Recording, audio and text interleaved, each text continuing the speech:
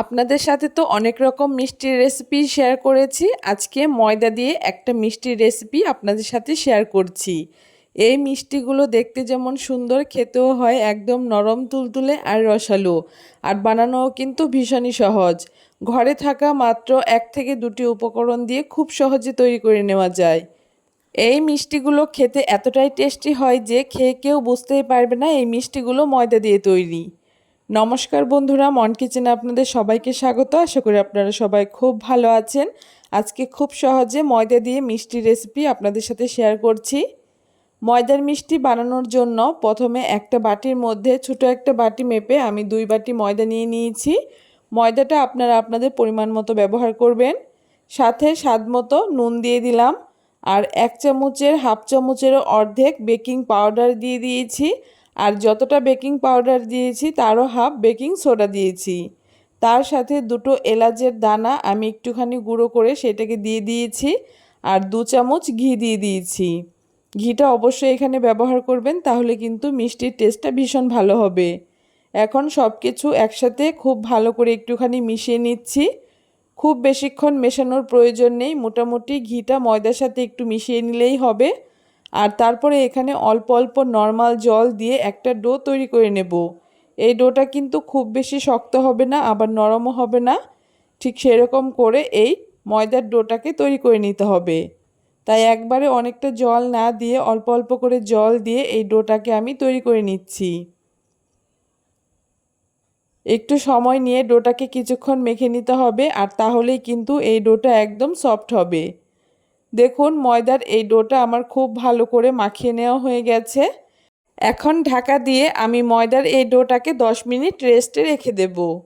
ময়দার ডোটা রেস্টে রেখে দেওয়ার পরে এখানে আমি চিনি শিরা তৈরি করে নেব।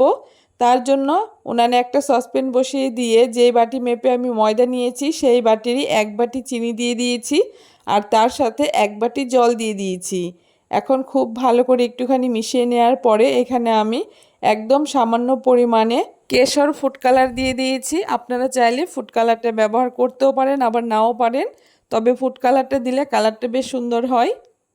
দেখুন এখানে চিনি শিরাটা খুব ভালো করে বলক চলে এসছে। আর চিনি শিরাটা বলক চলে আসার পরে 1 মিনিট মতো হাই ফ্লেমে আমি জাল করে নেব। 1 মিনিট জাল করে নেওয়ার পরে এখন গ্যাসটাকে আমি বন্ধ করে দিচ্ছি। আর এই চিনি শিরাটাকে কোনো রকম একতারে তৈরি করার প্রয়োজন নেই। চিনির রসটা যখন একটু চিটচিটে মতো হয়ে যাবে তখন নামিয়ে নিলেই হয়ে যাবে। চিনির রসটাকে ঢাকা দিয়ে নামিয়ে রেখে দিয়েছি। এইদিকে ময়দার ডোটাও কিন্তু খুব সুন্দর একদম সফট হয়ে গেছে। ময়দার ডোটাকে হাত দিয়ে একটুখানি মাখিয়ে নিচ্ছি। আর তারপরে এখান থেকে আমি 2টো লেচি কেটে নিচ্ছি।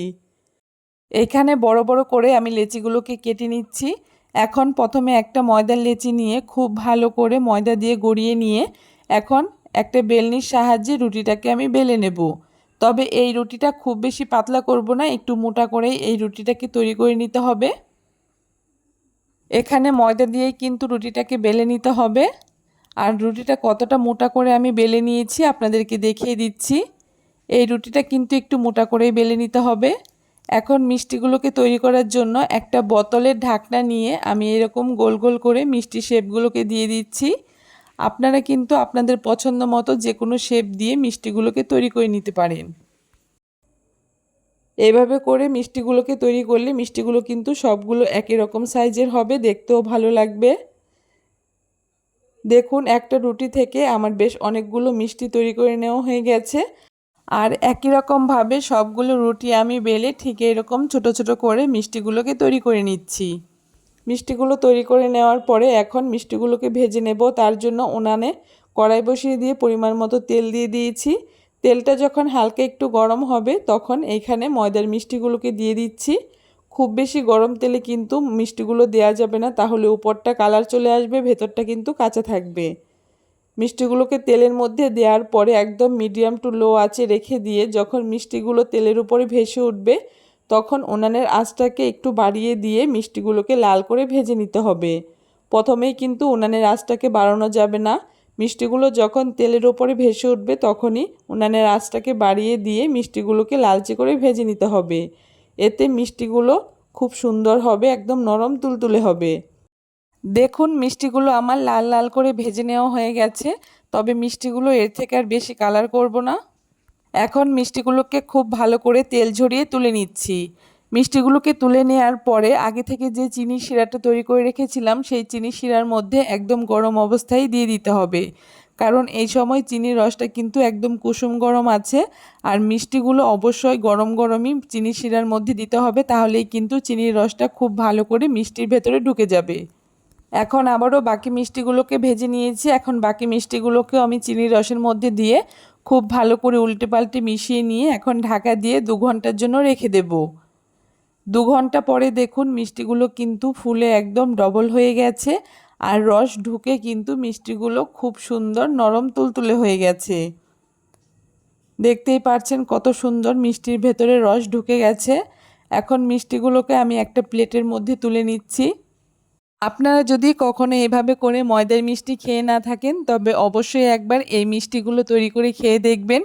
খেয়ে কেউ বুঝতেই পারবে না এই মিষ্টিগুলো ময়দা দিয়ে তৈরি। এই মিষ্টিগুলো খেতে কিন্তু একদম জিলিপির মতো মনে হয়। আর এই মিষ্টিগুলো বানানোরও কোনো ঝামেলা নেই, মাত্র কয়েকটি উপকরণ দিয়েই কিন্তু খুব সহজে তৈরি করে নেওয়া যায়।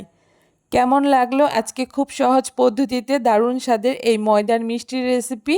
অবশ্যই কমেন্ট করে জানাতে ভুলবেন না।